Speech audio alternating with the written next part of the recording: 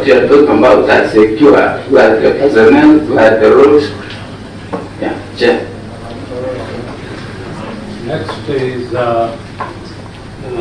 was it? No, Khalwale. Khalwale and then Kenyan. Thank you. Minister, why are we here today?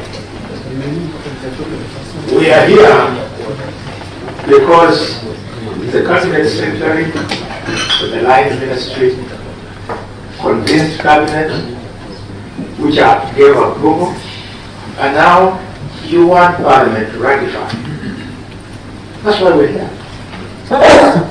So, we would like you to convince us so that when we ratify, the public is assured that we are not talking about, sorry to use the word, hot air. I'm glad that you've assured this committee that you're committed to seeing the first delivery of oil by the end of this year.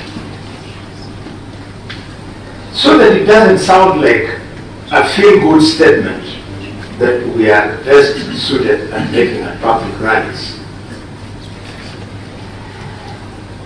Are you persuaded, as now the minister in charge of this project of infrastructure development, are you persuaded that it is doable? In your presentation, Minister, you've been forced to segment into 19 areas of investment and development.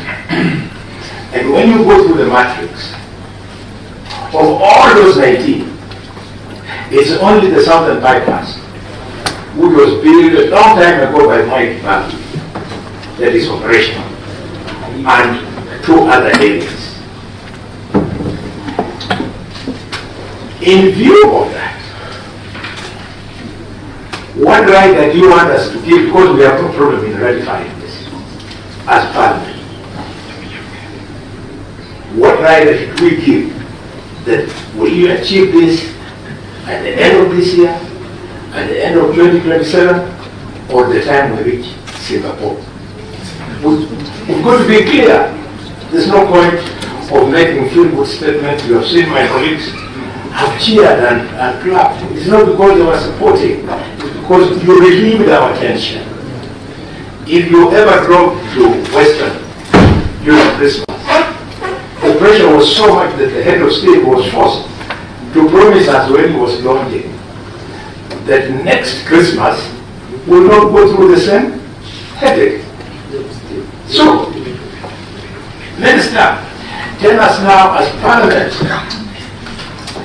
when are you completing this infrastructure development, which is the real elephant in the room? Everything else is still good.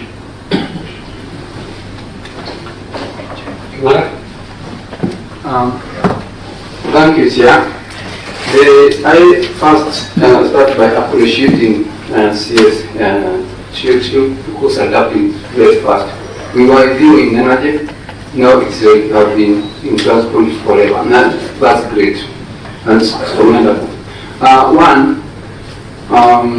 During the public participation, all along, 2 things have worked significantly. Congestion of crowding on our roads and accidents. And what was quoted most is from Chumbi all the way to Mayakani. Then from Lemuru all the way to all the borders.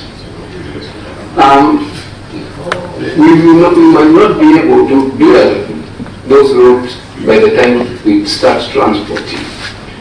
So my question is, in other countries, you find heavy traffic being given an opening at times to when we can operate as we have other operators on not operating. That means in China, if I can put, because I was there, trucks have time to operate and other vehicles have time to operate. And this is because if you are behind a truck moving at 20 kilometers per hour for an hour, you tend to try to overtake them and actually conquer. And actually, that's very, very common. Then, number two, yeah, we are doing Rironi all the way to Mozambique. Currently, that road from Rironi to Naivasha, it is not used by heavy commercial to a certain level. Not that we are doing it. Is it made in a manner where it can also accommodate heavy commercials so that it will reach Mutarapwa? That's another one. Then comes another thing which I thought is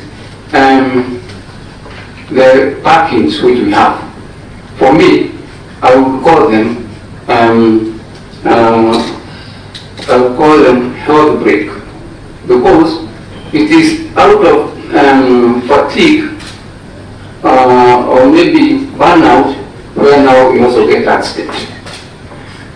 Are we able to collaborate with other stakeholders so that these health breaks are real health breaks with the operation box, maybe a medic facility or something of that nature? Thank you, Chair.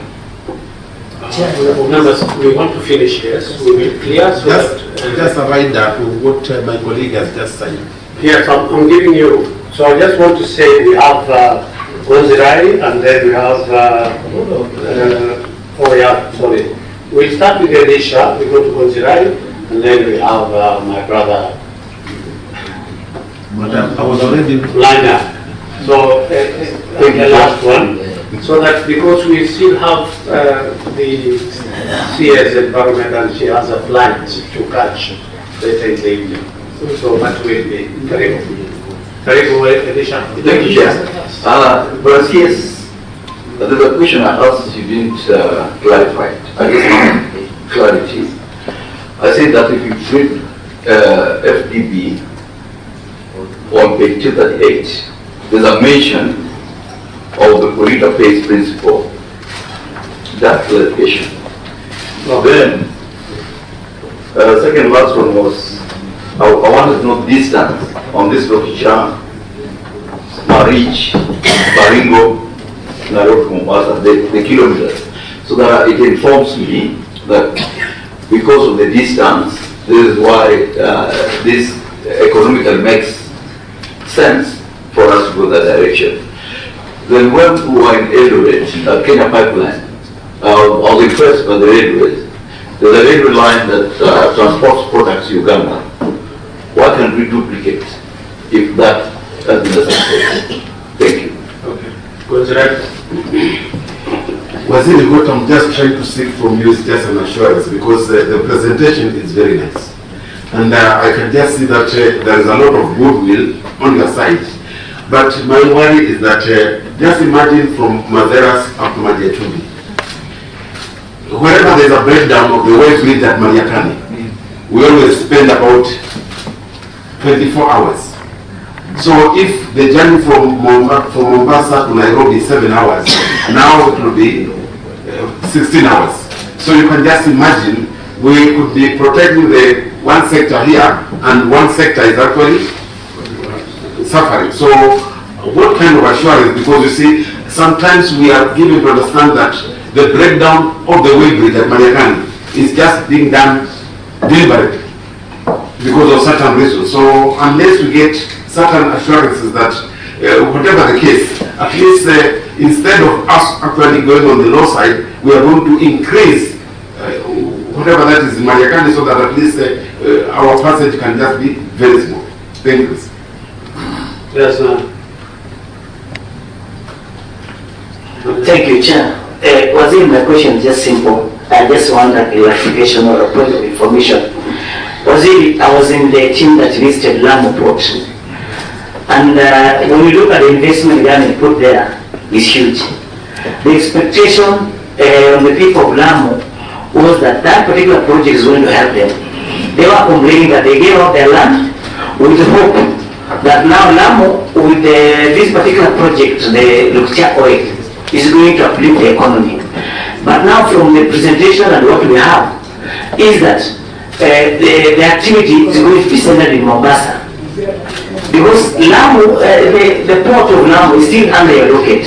What plan does the ministry have to ensure that that particular project of the Lamu port now does not, is not actually forgotten, so that there is no activity that goes on? Because when you are there, it's like it has no minimum activity.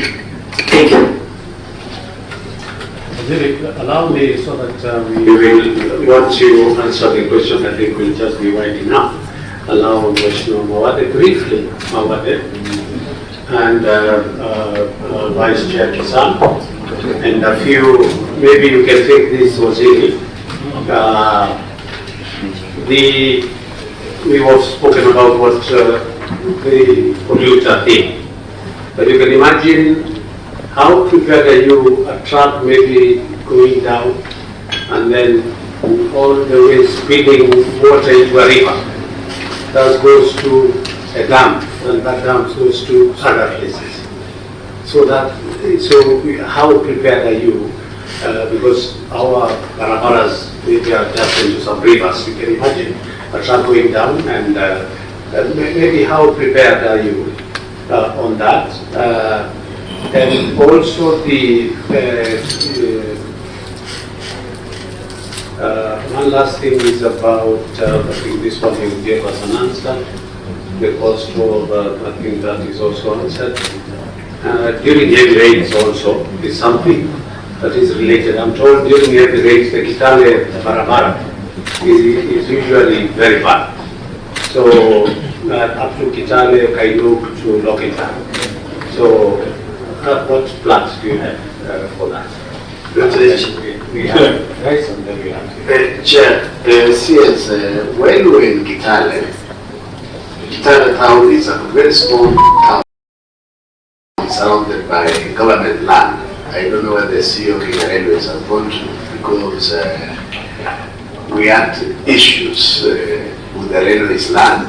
There is the prison's land and ABC. So basically, even the expansion of the road within Kitale is an issue. So I don't know if you have had engagement as a cabinet to see if some of the government land within Kitale could be seated. You know, the prison doesn't have to be there. We can move the prison out of the town.